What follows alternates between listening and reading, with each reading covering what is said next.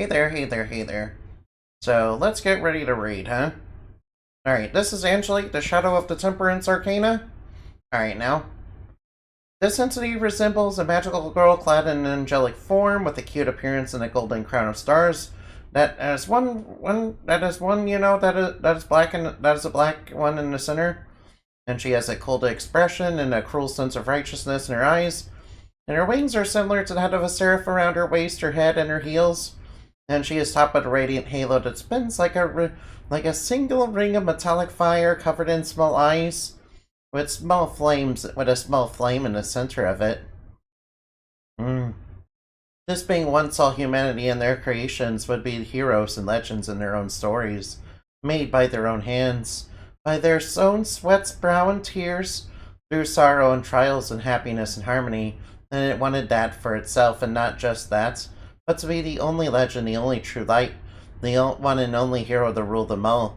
But the goddess told her that, though Angelique served faithfully during the Dark Age as a great hero and the conflict against Lilith and the great evils, that humanity would be allowed to have legends that may even surpass her own one day. No, come on now. Which Angelique took as an insult to her honor and pride, and so took part in a Box of Evils incident. Which it thought and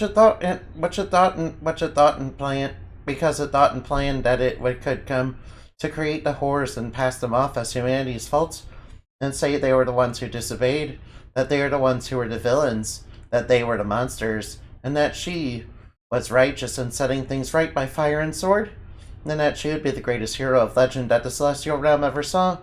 When the goddess of creation caught on the damage too late, they thought it could win regardless, but the goddess called her out on her blatant manipulation and the venom and hypocrisy in her words and deeds, and banished her.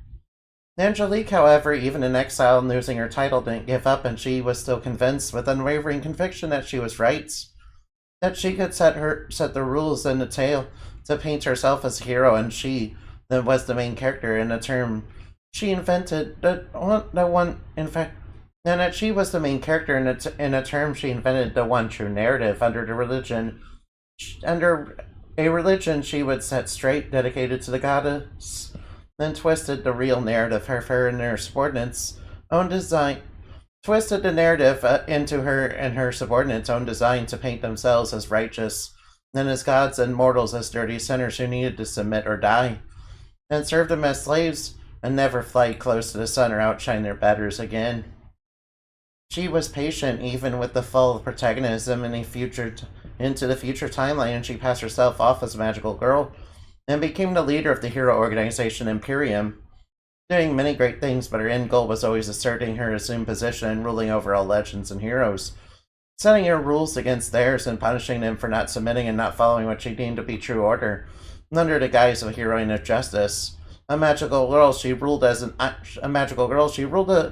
with an iron fist to assert that she was a hero to rule them all. However, when time-space became fractured and corrupted by one of Lumina Knight's various schemes, because Lumina Knight convinced the politician by the name of the president into thinking he could correct the history's mistakes intentionally so that timelines would overlap and converge on themselves. Angelique even tried to take advantage of the swirling mass of chaos to become the one true legend the world needs. Or rather, she believed it deserved. And replace every story with legends of herself. But she had grown too arrogant. Oh, no. Hey, Annie. But she had grown too arrogant, thinking she was, ahead of the spider's curse, as a successor hadn't been chosen for Arachne in the future timeline, until one came from another, ironically enough, because of Lumina Knight's schemes, intended for evil to find one of the keys to Lilith's prison in the Red Moon.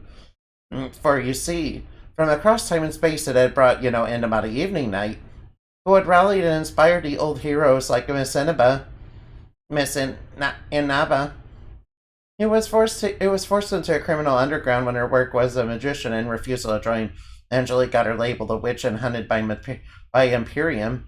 And the States, and Miss Inaba and in Indumati, both with their respective allies, would work together to topple Angelique's regime and defeat Angelique's twisted legend forever. For the curse had caught up with Angelique and even across time and space, and under exposure to the truth, and a cry for justice across time itself would be your end. Alright, I will say that, Angelique is basically inspired by the Injustice timeline, and, you guys ever play, you guys ever play the, DC, Mortal Kombat game? Injustice 1 and 2. Yeah, it's kind of inspired by that, as well as, I just thought, what if instead of Superman, it was like magical girls, yeah. That's how I came up with Angelique, basically. Anyway. And of course, Miss Indumati, I gotta explain about Miss Indumati. She basically, used to work as a stage magician, but she got labeled as a witch and, got hunted down by the state, which pushed her into the underground of, the criminal underground. And, she uses like magic that's based on, stage magic. Basically, yeah. Anyway, that's alright now. Anyway, I am done for right now, so I might as well go look for somebody to raid. Alright, now let's see who's on. Alright, now how about we raid Ryuna? Alright, raid Ryu. Alright, come on, spell it properly, please. Alright, now let's raid Ryuna. By the way, thank you for watching, and I hope you had plenty of fun. Oh yes, I will probably do more random monster ideas, at some point in time, maybe. Anyway, see you later. Man, I've been not having a good day, so I apologize. Anyway, Moonbat raid, there we go. Goodbye.